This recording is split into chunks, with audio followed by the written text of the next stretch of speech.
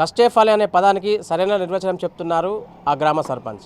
మొన్న జరిగిన స్థానిక సంస్థల ఎన్నికలలో ప్రత్యర్థులపై 20 ఓట్ల మెజార్టీతో గెలుపొందిన ఆ గ్రామ సర్పంచ్ తన కుల వృత్తితో చేతి వృత్తులతో ముందుకు సాగే ప్రయత్నం చేస్తున్నారు.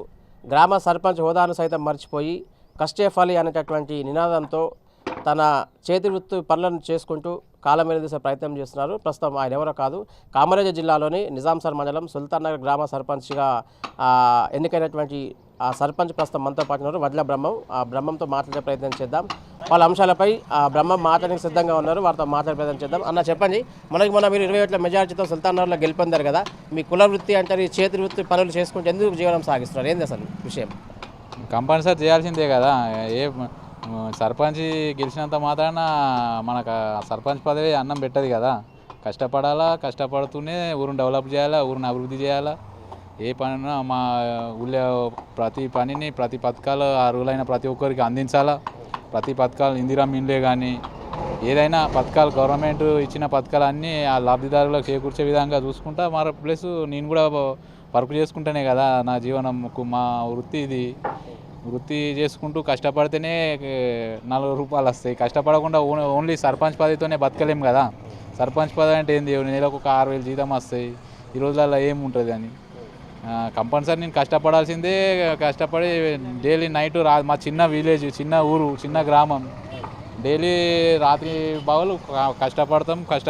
నా పని నేను చేసుకుంటూ గ్రామానికి అవసరమైన సేవ కూడా చేసుకుంటూ బతుకుతాం అంతే. అంటే సర్పంచ్ ఎన్నిక కాగానే వైట్ అండ్ కాలర్ వేసుకొని నలుగురు వెంచేసుకొని తిరిగేటటువంటి ఈ రోజులలో ఎందుకు మీ కుల వృత్తిని వీడలేకపోతున్నారు? అసలు విషయం ఏంటి?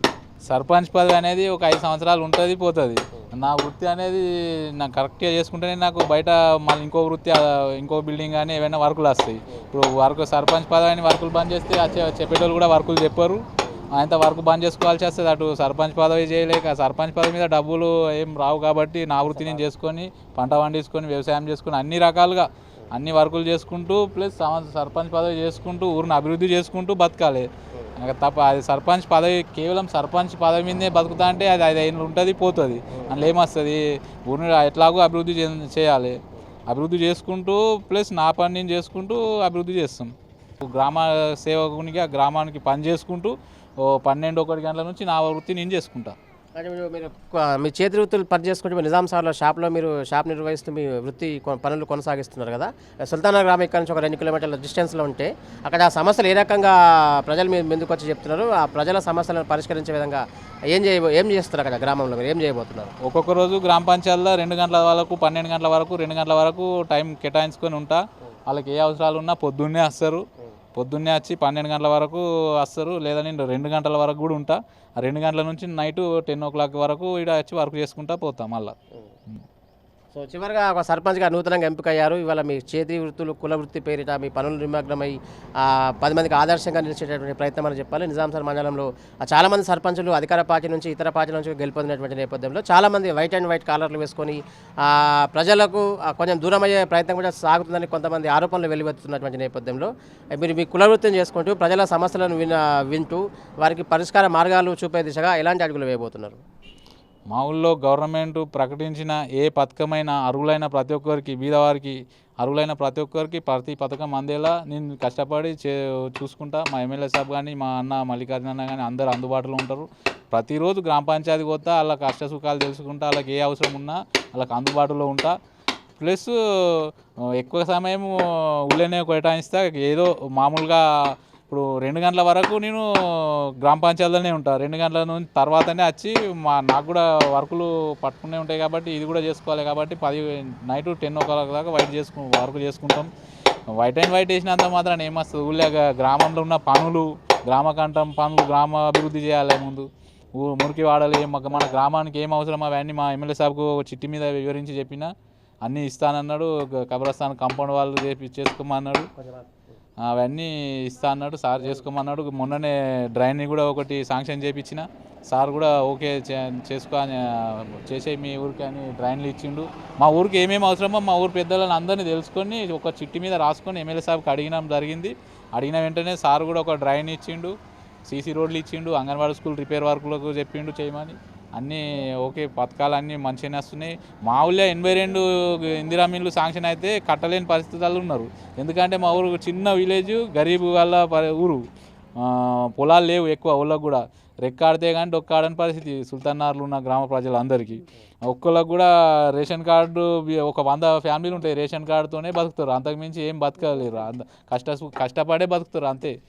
ఊళ్ళకి ఏం ఆసాములు లేరు, ఎవరు ఏం పట్టాదారులు ఏమి ఎక్కువ లేరు. ప్రతి ఒక్క 100 ఫ్యామిలీలకు 5 ఇస్తాలు కూడా లేని వాళ్ళు గరీబ్ వాళ్ళు ఉన్నారు.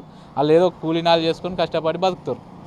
సో నిజంగా ఆదర్శవంతమైనటువంటి సర్పంచ్ అని చెప్పాలి. ఎందుకంటే సుల్తానార్ గ్రామంలో మొన్న 20 ఓట్ల మెజారిటీతో ప్రత్యర్థులపై విజయం సాధించినటువంటి వడ్ల బ్రహ్మం అయితే ఎట్టకేలకు తమ కుల వృత్తి అంటే చేతి వృత్తి పనులు చేసుకుంటూ ముందుకు సాగుతున్నారు. సర్పంచ్ హోదాను సైతం పక్కన పెట్టి ఆ గ్రామస్తులకు ఏదైనా సమస్య వస్తే వాటిని తీర్చేటటువంటి క్రమంలో 2-3 గంటలు ఆ గ్రామ పంచాయతీలో గడిపి ప్రజల సమస్యలను వినే ప్రయత్నం చేస్తాను. తదనంతరం టైం వేస్ట్ చేయకుండా మధ్యాహ్నం సమయం నుంచి సాయంత్రం సమయం కూడా తన కుల వృత్తి ఏదైతుందో మొదటి నుంచి ఆది నుంచి తాత ముత్తాతల నుంచి ఏదైతే కుల వృత్తి చేతి వృత్తులు ఉన్నాయో ఆ చేతి వృత్తులను విస్మరించలేము. ఎందుకంటే మాకు అదే జీవనాధారము, అదే మాకు అన్నం పెడుతుంది కాబట్టి ఆ కుల వృత్తులను ఎట్లాగో వీడలేము.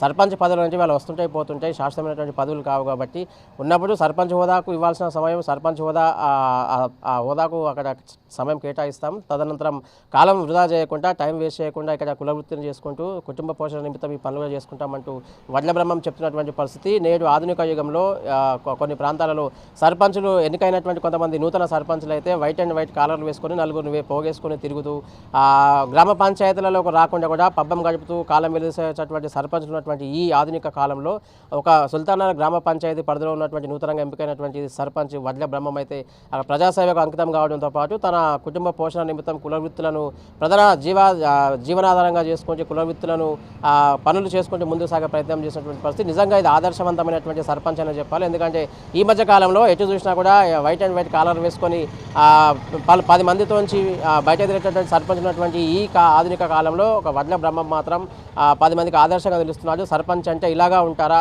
సర్పంచ్ అంటే ఇలాగే ఉండాలనేటటువంటి ఒక నూతన నిర్వచనం అయితే వడ్ల బ్రహ్మం చెప్తున్నటువంటి పరిస్థితి. Over to studio.